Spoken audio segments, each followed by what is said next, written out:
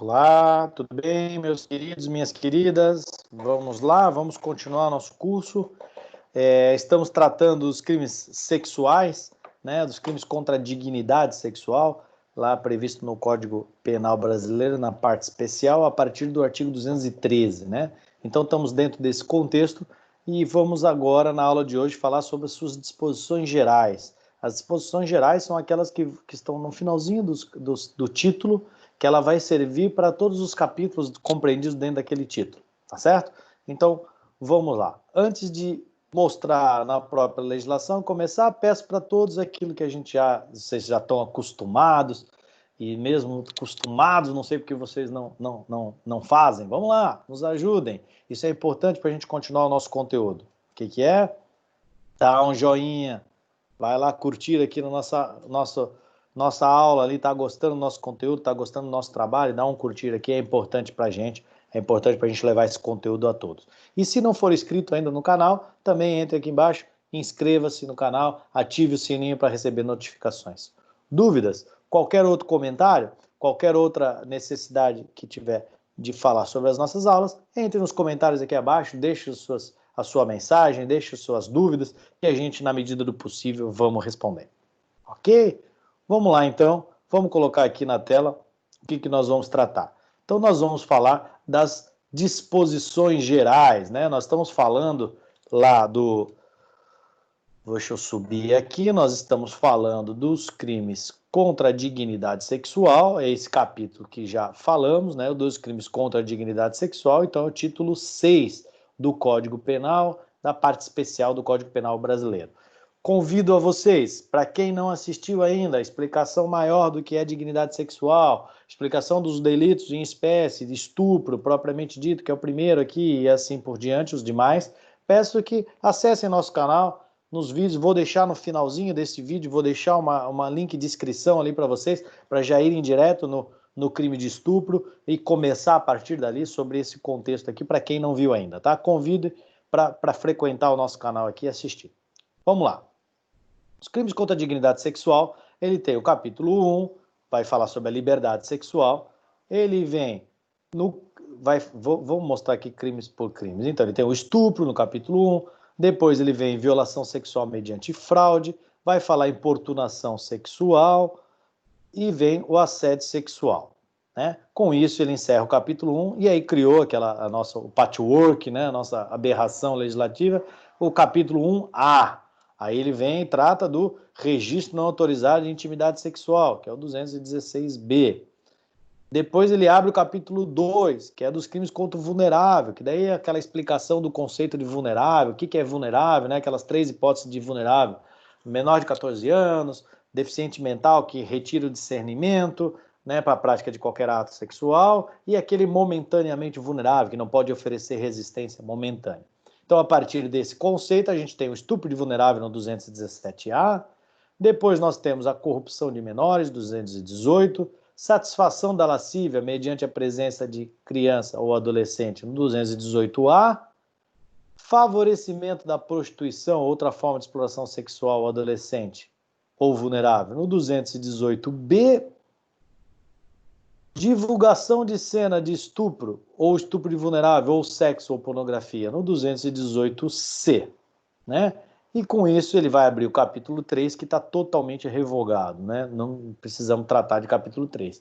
E abre, então, o capítulo 4, que é disposições gerais, que é o que a gente vai falar agora, para arrematar esse título, e aí a gente encerra esse capítulo, iniciando dentro desse título ainda, daí uma outra parte, um outro capítulo, com ainda a nuance da dignidade sexual, mas que vai falar do lenocínio propriamente dito, ou tráfico para fim de exploração sexual ou prostituição. Aí é outro título que a gente vai prosseguir posteriormente, outro capítulo dentro desse título. Nas próximas aulas a gente vai publicar isso. Vamos às disposições gerais aqui na aula de hoje. As disposições gerais vai falar aquilo que eu não falei nas aulas passadas, nos vídeos de dignidade sexual, que foi acerca da ação penal e que foi acerca das algumas causas genéricas, gerais de aumento de pena que estão previstas no 225 e 226 desse código. Vamos lá. 225, ação penal. Vejam o que aconteceu. Nos crimes definidos nos capítulos 1 e 2 desse título, então lembrem-se, 1 e 2 desse título que eu acabei de ler para vocês. O 3 não existe, porque está revogado. Então, 1 e 2 desse título, o que é? Desde o estupro, desde o 217 do estupro até aqui, desde o 213, perdão, que é o estupro, até aqui. Então, todos os crimes, não precisava explicar nos crimes definidos, capítulo 1 e 2, não precisava. Todos os crimes, até agora, procede-se mediante ação penal pública incondicionada, tendo seu parágrafo único revogado. Vejam só, eu preciso contextualizar isso para vocês, porque certamente vocês estão fazendo uma pergunta. Para que a legislação vai dizer que ela é pública incondicionada se eu aprendi com o doutor Frederico que toda a regra, todos os crimes, via de regra, na legislação penal brasileira, é pública e incondicionada. E quando não é pública e incondicionada, a legislação vai ter que dizer, ó, não é incondicionada. Ela é condicionada ou ela é privada. Ela vai ter que dizer. Então, se ela tem que dizer apenas exceção, por que o legislador colocou no 225 que é tudo incondicionado? Não tem muita lógica. É isso que vocês devem estar se questionando aí com toda razão. Vamos lá, eu vou tentar explicar para vocês de forma mais breve para não me tornar cansativo. Vejam. Os crimes sexuais, eles têm um caráter completamente diferente, uma carga valorativa completamente diferente de outros crimes que a gente pode trabalhar. Tá? Os crimes sexuais, eles trabalham com uma hipótese eles trabalham com a ideia de intimidade. Eles trabalham com possibilidades de violação psicológica íntima das pessoas. Nós estamos falando de uma flagrante violação do direito fundamental da intimidade. Nós estamos falando da violação à dignidade da pessoa humana, né? Então, e a dignidade especificamente a dignidade sexual. O que era até a reforma que teve agora, vejam aqui, trazida pela Lei 13.718. Essa Lei 13.718 aqui, de 2018, que reformou isso. Tá? Antes não era assim. Antes nós tínhamos a legislação tratada, o crime sexual, que via de regra é um crime que acontece às escondidas, é um crime que não deixa muitas vezes testemunhas ou outras provas, senão o trauma psicológico e às vezes violência física e tal, mas muitos, de regra, o trauma psicológico daquela pessoa. Por aquele trauma psicológico sofrido pela vítima de um crime sexual, muitas das vezes a vítima de um crime sexual prefere o anonimato, prefere ficar às escondidas e de que ninguém saiba que teve a prática sexual, para preservar ela, porque seria mais uma humilhação a ser passado por ela. Imaginem, ela já foi vítima de um crime sexual horrendo. E, de repente, após essa brutal violência sofrida, ela ainda tem que se submeter a um comparecimento a uma delegacia de polícia, que muitas vezes, vocês sabem, que não tem o tratamento devido ao ser humano, ao cidadão brasileiro. Nas nossas delegacias sucateadas, os policiais fazem milagres, muitos deles, mas muitos deles também são grosseiros, despreparados e empregam um tratamento desumano, degradante, de humilhação às pessoas que buscam auxílio do Estado, auxílio da segurança pública de uma delegacia de polícia. Agora, se imaginem uma mulher nesta condição, com muito mais a certidão, ela é humilhada. E aí ela já foi. E não precisa ser a mulher, porque pode ser qualquer pessoa vítima dos crimes sexuais. Mas vamos pensar na mulher, que ela já é subjugada pela sociedade machista, hipócrita que nós vivemos. Aí, após isso, ela sofre uma violência sexual, ela já é subjugada dentro da sociedade. Após isso, ela sofre uma violência sexual de algum crime sexual que nós estudamos. Depois disso, ela ainda tem que se submeter a uma delegacia de polícia para registrar aquela ocorrência, de ser intimada, de ser ouvida naquela delegacia de polícia. Depois tem o processo criminal que vai tramitar e ela tendo que reviver aquilo, passar aquilo, ter que contar aquela história de novo para pessoas estranhas, para um juiz, para um promotor, para um advogado que está presente naquela audiência, para o estagiário, para o assessor do juiz, para o escrevente lá da audiência. Inúmeras são as pessoas que vão passar por isso e que vão ter conhecimento disso, em que pese estes crimes serem segredo de justiça, que já mostro para vocês mais à frente, em que pese ser segredo de justiça, vocês vão ver lá no final do capítulo, que todos os crimes, todos os processos que apuram crimes sexuais devem ser segredo de justiça. Sabemos que esse segredo de justiça não é absoluto, muitas pessoas têm contato com isso. Então, sabendo desse cenário todo, a legislação antes da reforma de 2018 entendia que a vítima deste crime, com exceção dos vulneráveis, mas a vítima desse crime que fosse maior e capaz, dentro das suas capacidades mentais, ela deveria de optar se ela queria o processo criminal ou não. Ela dizia, eu quero o processo, ela representa e o Ministério Público toma o polo ativo, porque era pública condicionada. Então ela diz, eu quero. E aí o Ministério Público vai lá e vai processar. Há longos anos atrás, era privada a ação. Aí houve essa reforma, em 2009 especificamente, e que trouxe pública condicionada, com muita certidão. Não precisa a vítima ter que contratar um advogado para mover um processo. Basta ela representar. E aí teria o processo criminal. Ótimo isso. Isso era ótimo. Prevalecia a possibilidade de ter o processo mediante a vontade da vítima, sem maiores esforços, basta a representação criminal, mas também se privilegiava e se guarnecia a vontade e a intimidade da vítima, de querer ou não que tivesse o processo.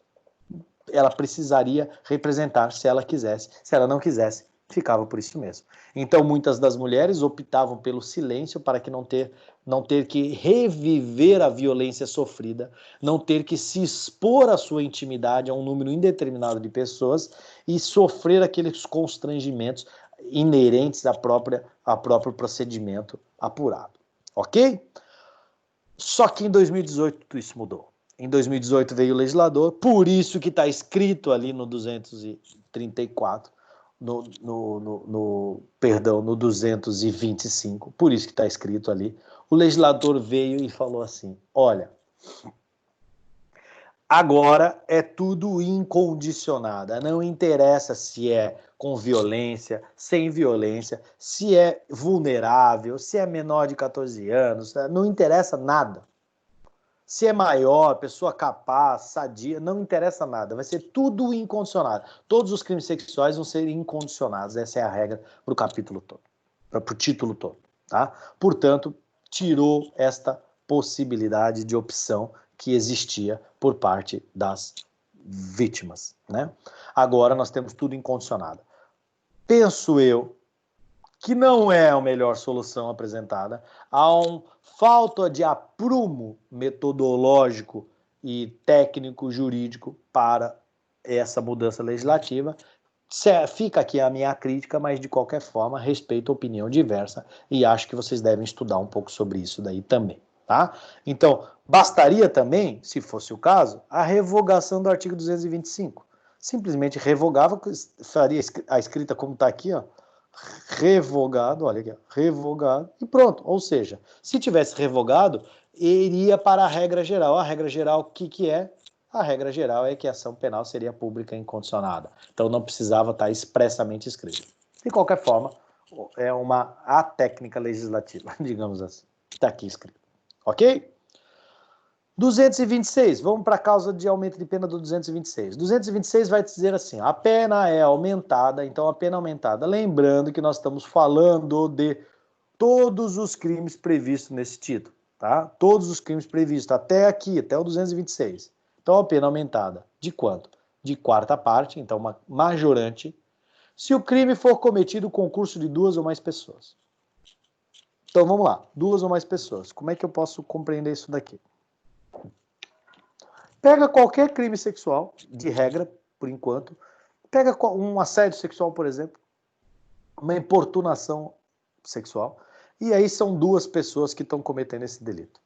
Duas pessoas, três pessoas, eu preciso de ter pelo menos duas pessoas concorrendo para a prática. O que é concorrer para a prática? É que duas pessoas que participam da conduta criminosa. Eles têm uma conduta delitiva, ativa, participativa.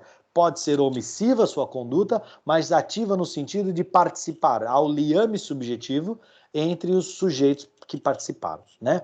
Aí a regra lá do concurso de agentes, lá da teoria monista, adotada pelo Código Penal, no artigo 29, que vai dizer que todos que concorrem para o crime respondem nas penas a ele combinada na medida da sua culpabilidade, né? Basicamente essa redação. Então quer dizer que se eu tiver duas ou mais pessoas participando, concorrendo, contribuindo com conduta, liame subjetivo psicológico aderido à prática criminosa, vai ter esse aumento de pena aqui de até um quarto, né? Até não, perdão, de um quarto, quarta parte da pena. Ok? Para todos os participantes. E aí essa condição de duas ou mais pessoas independe se for inimputável. Posso ter um imputável e um inimputável, da mesma forma são duas pessoas participando, vai ter a causa de aumento do artigo 226.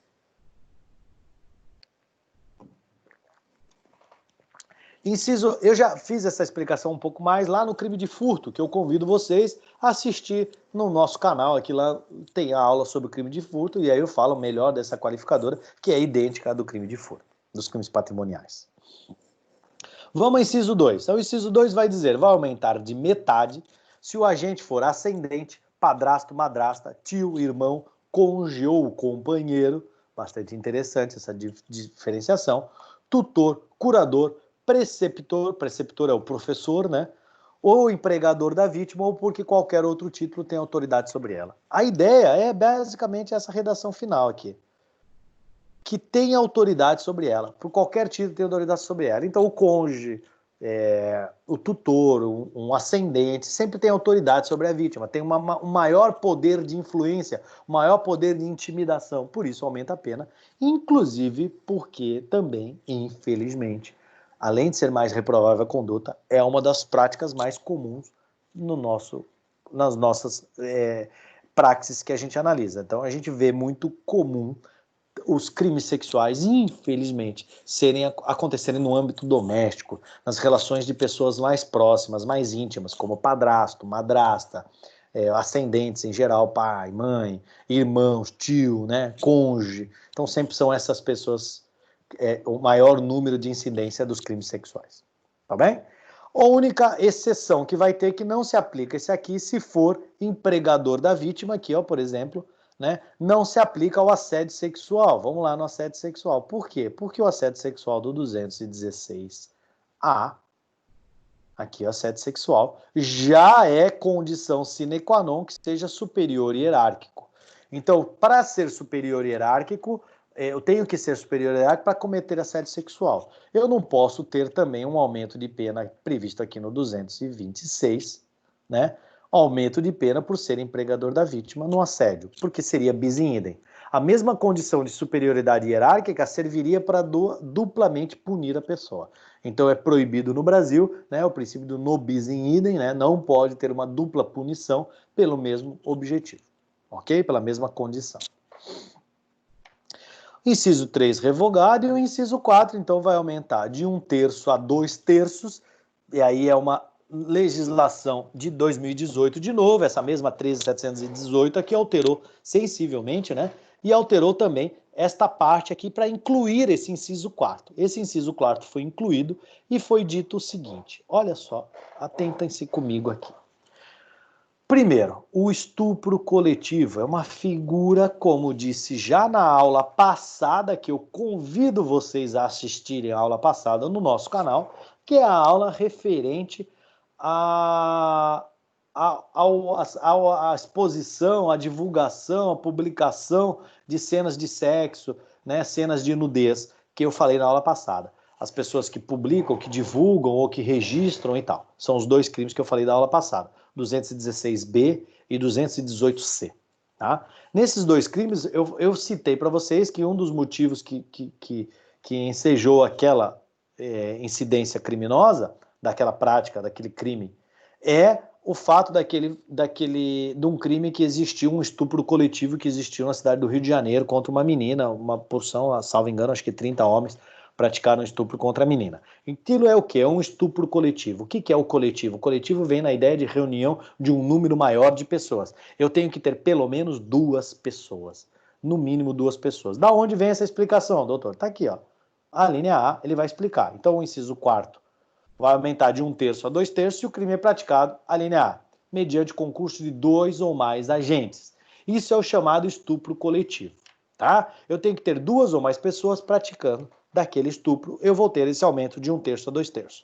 Ocorre que, para os menos desavisados, e é por isso eu faço questão de ressaltar aqui para vocês, para os menos desavisados, aquela ideia da dica de ouro que eu faço sempre para vocês, vamos analisar aqui neste mesmo tom. Peguem caneta, abram o bloco de notas no seu computador, como queiram, mas tomem nota disso daqui porque é bastante importante. Vamos lá. Vou tomar uma água e dar 1 minuto para vocês pegarem, né, alguns segundos para vocês pegarem o material para tomar nota. É muito importante. Vejam lá. Vejam comigo aqui. Eu não acabei de ler para vocês que vai aumentar 1/4, vai aumentar quarta parte, vai aumentar 1/4 se o crime for cometido por 2 ou mais pessoas. Como que no mesmo artigo, que é no 226, ele vem aqui o inciso 4º e vai falar, no inciso 1 ele aumenta 1/4 se tiver 2 ou mais pessoas. E como que no inciso 4º, a linha A, ele vai aumentar de 1/3 a 2/3? É a mesma coisa, de 2 ou mais pessoas. Tá aqui, ó, de 2 ou mais pessoas. É a mesma explicação. Qual é a diferença? Por que aumenta 1/3 a 2/3 ou aumenta 1/4? Veja, o inciso primeiro é muito melhor. 1/4 é menos, é menor o aumento do que 1/3, por exemplo. Parece que não, mas é. Nós do direito temos um pouco de dificuldade na matemática, mas podem socorrer-se da matemática, vocês vão ver que 1/4 é menor do que 1/3. Então, olha só. Por que eu vou aplicar um inciso 4º ou vou aplicar um inciso primeiro? Qual a diferença de um e de outro?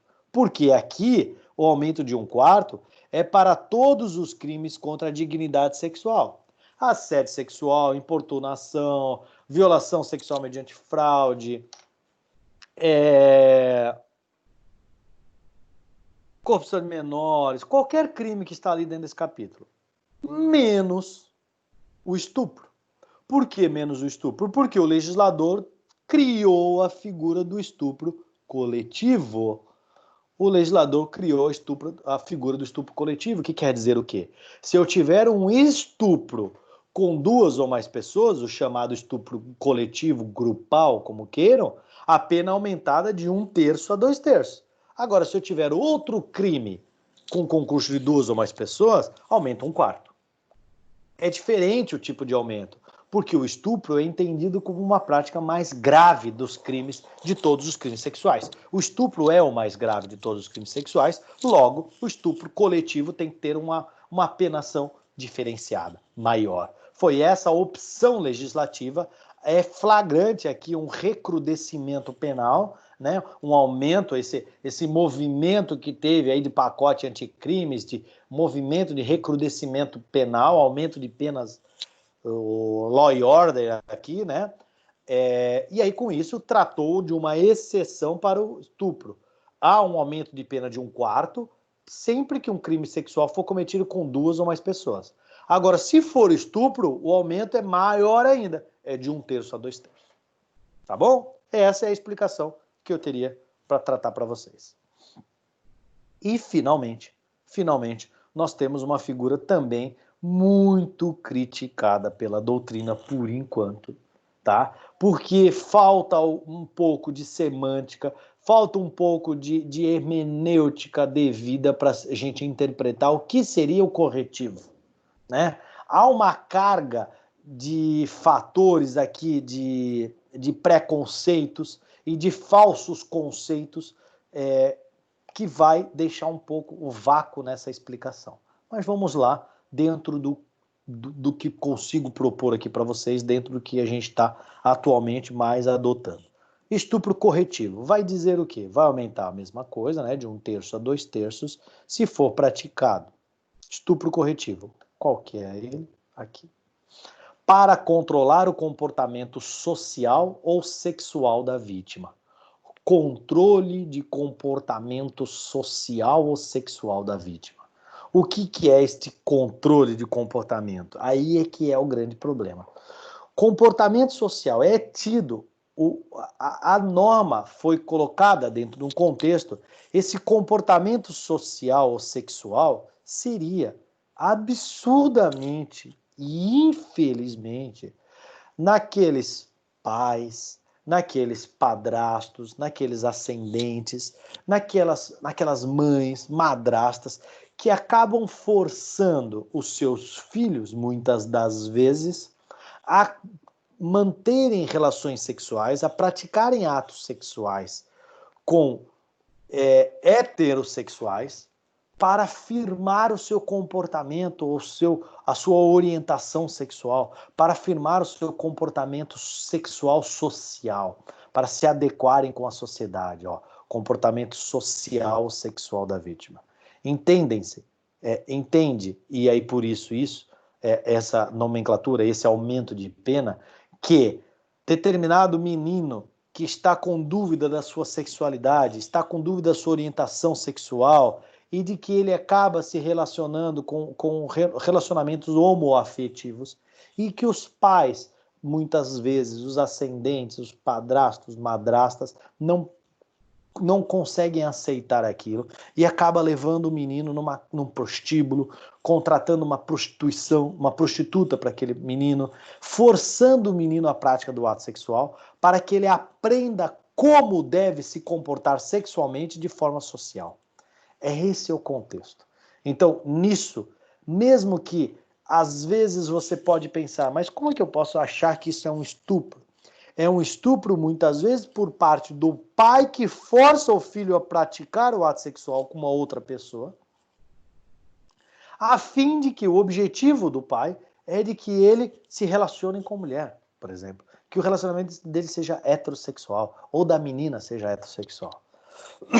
Para se adequar socialmente. Essa é a ideia. E o adequar socialmente é a maior balela que existe. É a maior hipocrisia que a sociedade pode ter. É essa ideia de que a adequação social seriam relacionamentos heterossexuais. Tá? Há um contexto, uma influência absurda de algumas religiões, há uma influência absurda de pessoas mais idosas e tal, que isso, graças a Deus, está mudando. Tanto mudando que veio essa interferência legislativa para isso. Neste quesito, eu não posso afirmar com todas as leis, mas neste quesito, eu posso dizer para vocês que elogio a legislação nesse ponto, que é para tentar coibir essas práticas. Tá certo? Nós vemos, às vezes, práticas no nosso país de pais estuprando, pais mantendo relacionamento sexual, pais relacionando sexualmente com a filha para que a filha aprenda que é assim que ela tem que se relacionar sexualmente, que é com um homem que ela tem que se relacionar sexualmente porque ela é uma mulher. Chega a machucar até de falar isso. Tá? Chega a machucar até de falar. Então, isso é a causa especial de aumento de pena, que vai ter um aumento de 1/3 a 2/3 na chamado estupro corretivo. Tá? É nessa hipótese do estupro corretivo que a gente tem aqui e que, infelizmente, é uma prática bastante comum. Tá certo? Com isso, queridos, com isso, nós encerramos as disposições gerais, aquelas que vão tratar de todos os crimes contra a dignidade sexual, que eu disse para vocês, até esta parte aqui, tendo esses aumentos de pena no artigo 226 e fazendo o friso aqui, fazendo essa ressalva, frisando de que a ação é incondicionada em todas as hipóteses destes crimes aqui, quando entendemos que não seria nem necessário fazer essa ressalva. Tá certo? Ficamos por aqui, então. Peço que não deixem de curtir o nosso vídeo, contribuir com a nossa divulgação de conteúdo aí, inscrevam-se e compartilhem o nosso canal. Nos vemos nos próximos vídeos. Obrigado, um grande abraço a todos.